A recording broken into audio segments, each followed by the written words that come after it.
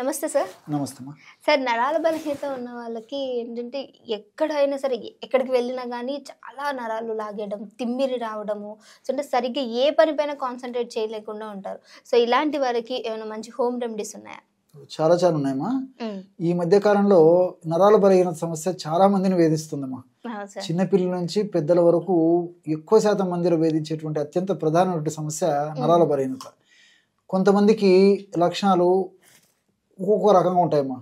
నీరసము, నిస్త్రాణ, అంతుబట్టని అంతు చిక్కని నీరసము, పిక్కల నొప్పులు ఉండడము, కాళ్ళు నొప్పులు ఉండడము, కాస్త పని చేసేసరికి అలసిపోయినట్టు ఉండడము, ఏ పని మీద ఆసక్తి లేకపోవడము, ఎప్పుడు నిద్రపోవాలని అనిపించడము, ఇలా అనేక రకాల లక్షణాలు ఉంటాయమ్మా.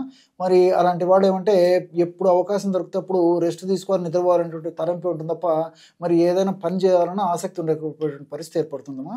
ఈ నరాల బలహీనత సమస్య గురించి మరింత మనం తెలుసుకోవాలంటేమా కొంతమంది మంచి పోషకాహారం తీసుకుంటుంటారు.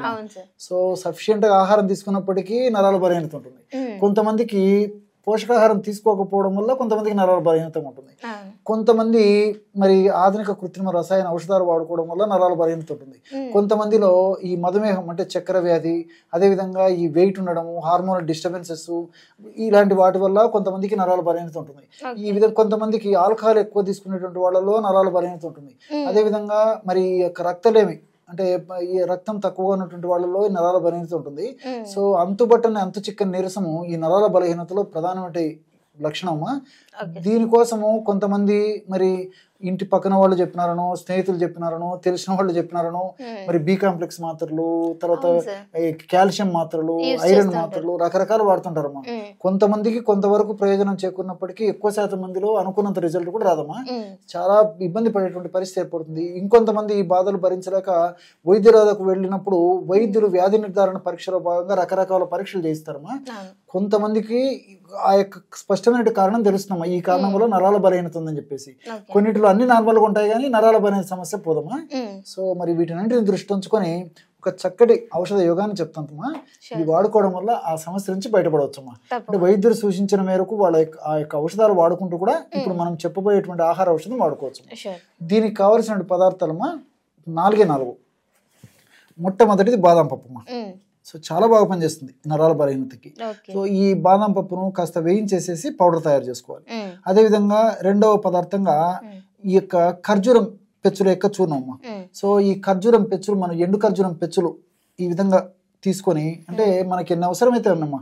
ఇక్కడ మీకు సూచన ప్రేక్షకుల కోసం చూపించడానికి చాలా తక్కువ చూపించడం జరిగిందమ్మా. కాబట్టి ఇలాంటి ఖర్జూరం పెచ్చులు తయారు చేసుకొని ఎండించేసేసి 1-2 రోజులు ఎండబెట్టినా లేకపోతే నీడలు అలాగే పెట్టేసినా మిక్సీలో వేసేస్తే పౌడర్ అయిపోతుంది. ఇదొక 50 గ్రాములు. అంటే బాదం పప్పు చూర్ణం 50 గ్రాములు తీసుకున్నట్లయితే ఖర్జూరం పెచ్చుల యొక్క చూర్ణం కూడా 50 గ్రాములు తీసుకోవాలి. దీంతో పాటు 50 గ్రాములు కిస్మిస్ అమ్మా. ఈ 3 పదార్థాలను బాగా కలిపేసేయాలమ్మా. కలిపేసేసి చివరగా ఒక 5 గ్రాములు అంటే 1 టీ స్పూను ఎలాచి పౌడర్ కలుపుకోవాలమ్మా.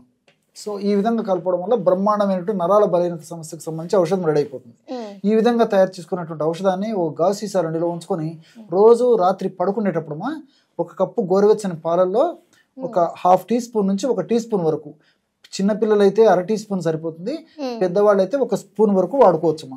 ఈ విధంగా రెగ్యులర్ గా వాడుకోవడం వల్ల అత్యంత త్వరగా శీఘ్రంగా సత్వరమే ఈ బాదం పప్పులో ఉన్నటువంటి ఔషధ గుణాలు, ఖర్జూరంలో ఉన్నటువంటి ఔషధ గుణాలు, కిస్మిస్లో ఉన్నటువంటి ఔషధ గుణాలు, ఎలాచిలో ఉన్నటువంటి ఔషధ గుణాలు కూడా నరాల మీద చాలా సమర్థవంతంగా పనిచేసి ఆ నరాల బలహీనత సమస్య తగ్గేందుకు చాలా చక్కగా ఉపయోగపడతాయమ్మా. ఓకే సార్, అంటే ఈ నరాల బలహీనత వచ్చిన వాళ్ళే కాకుండా ఈ ముందు ఇంకా రాని వాళ్ళు లేదంటే వచ్చే అవకాశం ఉండే వాళ్ళు కూడా యూజ్ చేయొచ్చు అంటారా? చాలా మంచి ప్రశ్న అడిగారమ్మా. సో అవకాశం ఉన్నటువంటి వాళ్ళు కానీ, మరి వస్తుందని చెప్పేసి ఆందోళన పడేటువంటి వాళ్ళు కానీ, ఇలాంటి వాళ్ళు వారంలో 2 సార్లు వాడితే సరిపోతుందమ్మా. సమస్య ఉన్నటువంటి వాళ్ళైతే రోజు వాడాలి, లేకపోతే వారంలో 2 సార్లు 3 రోజులకు ఒకసారి రాత్రిపూట ముందు జాగ్రత్త చర్యగా తీసుకోవడం వల్ల భవిష్యత్తులో నరాల బలహీనత సమస్య రాకుండా ఉంటుందమ్మా. ఇక్కడ గమనించాల్సింది ఏంటంటే అతిగా వెయిట్ ఉన్నటువంటి వాళ్ళు కానీ, షుగర్ వ్యాధిగ్రస్తులు కానీ, కొలెస్ట్రాల్ సమస్యలు ఎక్కువ ఉన్నటువంటి వాళ్ళు కానీ ఈ యొక్క ఔషధం కాకుండా మనం వీడియోలో కూడా అనేక రకాల ఔషధాలు చెప్పబోతున్నాము, కొన్ని చెప్పడం కూడా జరిగిందమ్మా. సో అలాంటి ఔషధాలు వాడుకుంటే సరిపోతుంది, మిగతా వాళ్ళందరూ వాడుకోవచ్చు. Okay, thank you so much sir. So ఎవరైతే బాగా నరాల బలహీనతో బాధపడే వాళ్ళు ఉంటారో సో వాళ్ళు ఇది ఒక ఔషధాన్ని తీసుకున్నట్లయితే ఎవ్రీడే మనం నైట్ పాలల్లో తీసుకున్నట్లయితే చాలా చక్కటి మంచి రిజల్ట్స్ అనేవి ఉంటాయి. సో ఇంత మంచి రిజల్ట్తో కూడినటువంటి ఒక ఔషధాన్ని మాకు చూపించారు sir. Thank you so much. So మీరు యూస్ చేసినట్లయితే ఆ కింద కామెంట్స్ అనేది తప్పకుండా చేయండి, డెఫినెట్గా మర్చిపోవద్దు. మీకు ఇంకేమైనా ఇష్యూస్ ఉంటే దాన్ని కూడా కింద కామెంట్ చేయడానికి ట్రై చేయండి.